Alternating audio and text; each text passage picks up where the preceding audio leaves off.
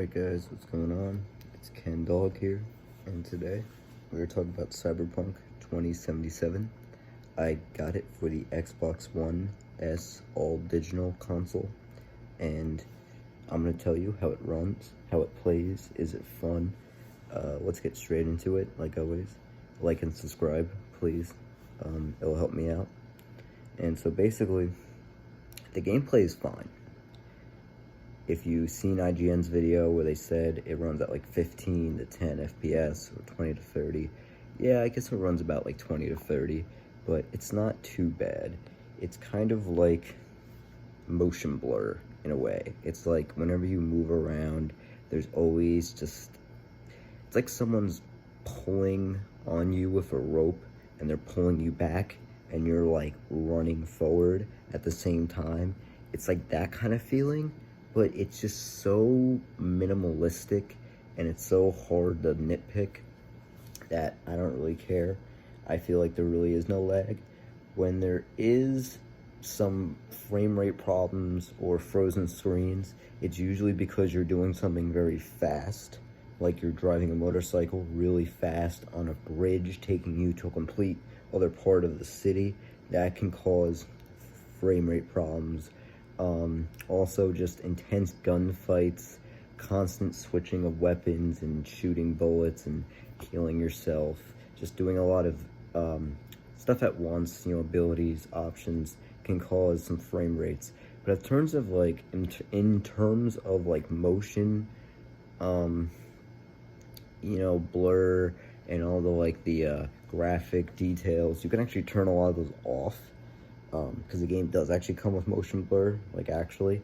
So I turned those off, and I think the experience is a lot better. But I didn't really try with them on, but maybe they work with them on too. But I just feel like the game overall runs pretty smooth. I was gonna talk about the, I forgot, it's like the graphics, the textures. Sometimes the textures don't load in. I haven't had much problems with that. There was maybe, I would say I played 3 hours so far. There's like 3 times where that happened, but I can basically stand up for the game all 3 of those times. Because 2 of the times it happened, the texture loaded in within a second of me realizing, so I didn't even notice. And then the 2 other times, his face didn't load in, but the second I moved away, everyone else's face was loaded up. So it was like, unless you're gonna stare directly into the guy's soul, you're not going to notice that the character sitting on the bench over there is not loaded in. If you're focusing around on other people and your environment, it looks really great. Night City 2, the second I went into Night City, didn't really have much problems. Drove vehicles actually felt pretty great. I'll probably turn the, and you probably want to do this too, turn vibration off, because it's kind of annoying. It's like whenever you pump the gas, you feel the vibration of the car. And it can be kind of annoying. Driving through certain objects will cause them to get stuck in the car's like engine, which will then cause the car to go on fire and blow up. That's also something to look forward to, but it doesn't even happen a lot. It really doesn't. And when it does, you have to think of the consequence. Like the first time I had something glitched in my car and the car blew up, I actually stole the car from a civilian. So it's like, you know what, like, that's my fault, you know what I'm saying? So the game really does run pretty smooth, and it feels like a game. It's so mature, it's so gory and graphic, it's so great. There's tons of dialogue. The dialogue scenes are pretty great.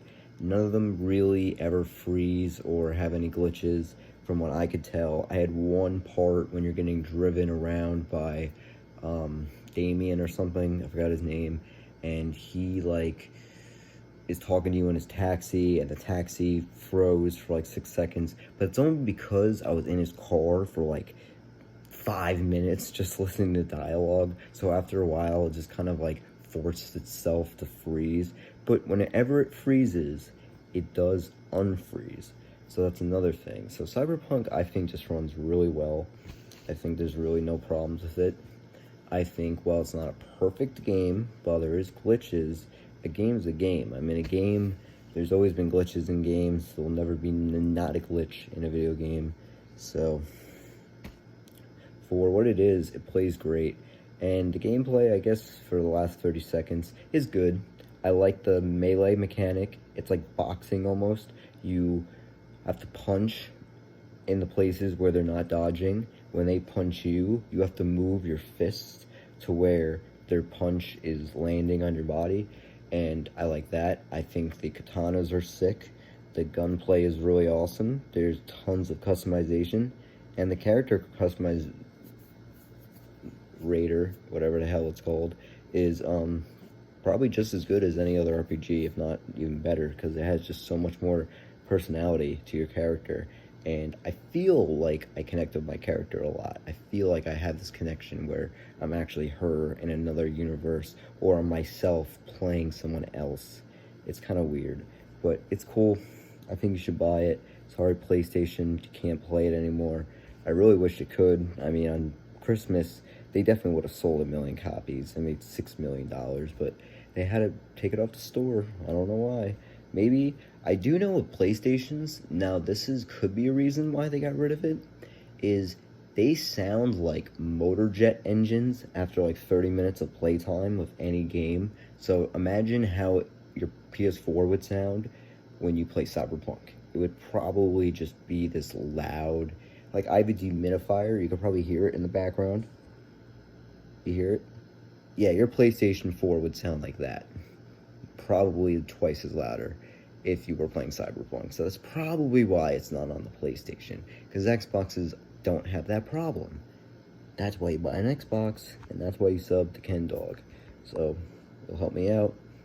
Like, sub, and thanks for watching the review.